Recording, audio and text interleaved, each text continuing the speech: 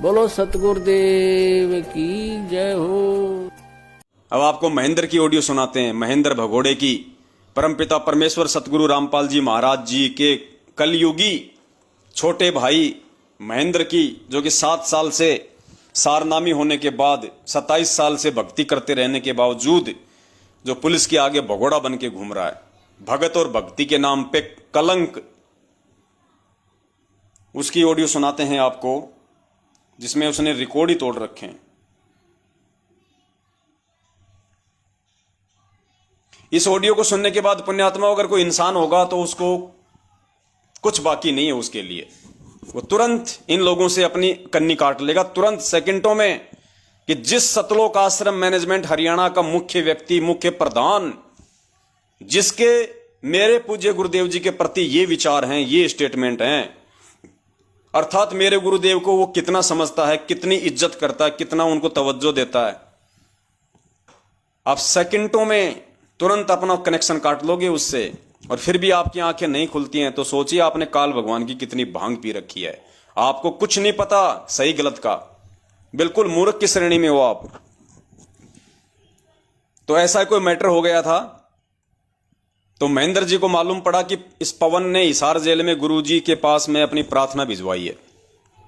तो भाई साहब का तुरंत मेरे पास में फोन आया 2016 में, और कहा कि मुझे पता चला है कि तूने गुरुजी के पास प्रार्थना भिजवाई है जेल में।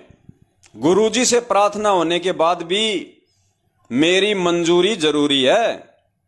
बताइए, ये 2 कोड़ी का भगोड़ा व्यक्ति, 2 कोड़ी का जीव उस पूर्ण ब्रह्म परमेश्वर के विषय में कह रहा है कि गुरुजी से प्रार्थना होने के बाद, यानी तेरी गुरुजी से प्रार्थना हो गई, गुरुजी ने तुझे ये करने का आदेश दे दिया, गुरुजी के आदेश के बाद भी उस आदेश को मानना है या नहीं मानना है, उसके लिए मुझ महेंद्र भगोड़े की मंजूरी जरूरी है। अर्थात गुरुजी से बड़ा फिर कौन हुआ? ये महेंद्र भगोड़ा, जो गुरुजी की मंजूरी और गुरुजी के आदेश के बाद भी इससे और पूछने की आवश्यकता है। पुण्यात्मा, ये क्या मान रहा है गुरुजी को? ये तो अपना भाई भी नहीं मान रहा।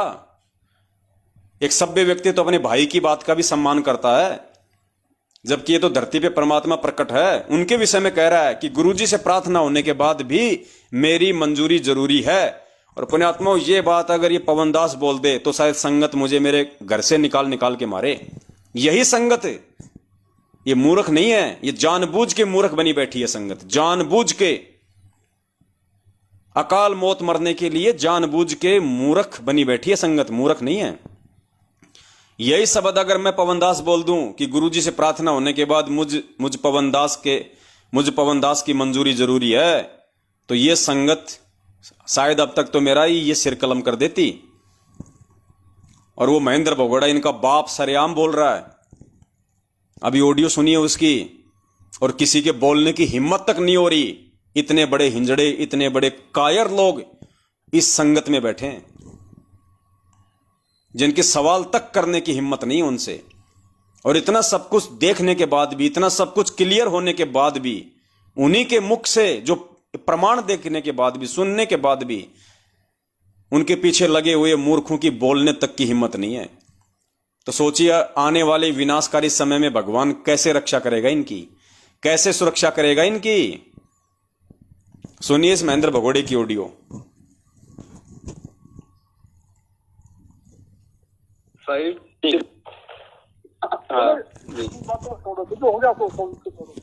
आपकी ठीक है ना? जी जी जी। तो मैं नवीन को बोलता हूँ भाई वो आपसे भी लिंक करे और चारों बनाओ, आपस में लिंक बनाए, चलो क्या दिक्कत है? बिल्कुल भगत जी, मिलके सेवा करनी है, मालिक के भी तो यही आदेश है भाई, मिलके मिलजुल के चलना सबको, है ना? ना ऐसा नहीं ना, जैसे आप कहते हो, मैंने सुना था आपका बच्चों का वो रिकॉर्डिंग है जी, मैं शनिवार को दोबारा प्रार्थना कराऊंगा, प्रार्थना के बाद भी मेरी मंजूरी जरूरी है, किसी प्रकार की प्रार्थना है वो गुरु जी का आदेश है, किसी भी प्रकार की प्रार्थना है, प्रार्थना के बाद मेरी मंजूरी जरूरी है, चाहे किसी भी प्रार्थना, चाहे कोई भी प्रार्थना हो, और कह रहा है गुरु जी का आदेश है। सुनिए। लिंक बनाए, चलो क्या दिक्कत है? बिल्कुल भगत जी, मिलके सेवा करनी है, मालिक के भी तो यही आदेश है भाई, मिलके मिलजुल के चलना सबको, है ना? ना ऐसा नहीं ना, जैसे आप कहते हो, मैंने सुना था आपका बच्चों का वो रिकॉर्डिंग है कि मैं शनिवार को दोबारा प्रार्थना कराऊंगा। प्रार्थना के बाद भी मेरी मंजूरी जरूरी है, किसी प्रकार की प्रार्थना है वो, गुरु जी का आदेश है, मेरे से सगुण प्रार्थना होगी। तो फाइनल गुरु जी का आदेश है, मेरे से जरूर प्रार्थना होगी। अब इस 2 कौड़ी के जीव से हम प्रार्थना करेंगे। इससे उस पूर्ण भ्रम से प्रार्थना होने के बाद, परमेश्वर का आदेश आने के बाद, ये 2 कौड़ी का जीव कह रहा है कि मेरी मंजूरी जरूरी है, उसके बाद मेरे से प्रार्थना करना भी जरूरी है।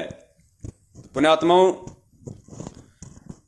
मंद बुद्धि से मंद बुद्धि व्यक्ति भी ये स्टेटमेंट इस महेंद्र भगोड़े के उस पूर्ण परमेश्वर के विरुद्ध सुनने के बाद शौपन में भी इन काल एजेंटों की संगति नहीं करेगा, मैनेजमेंट वालों की।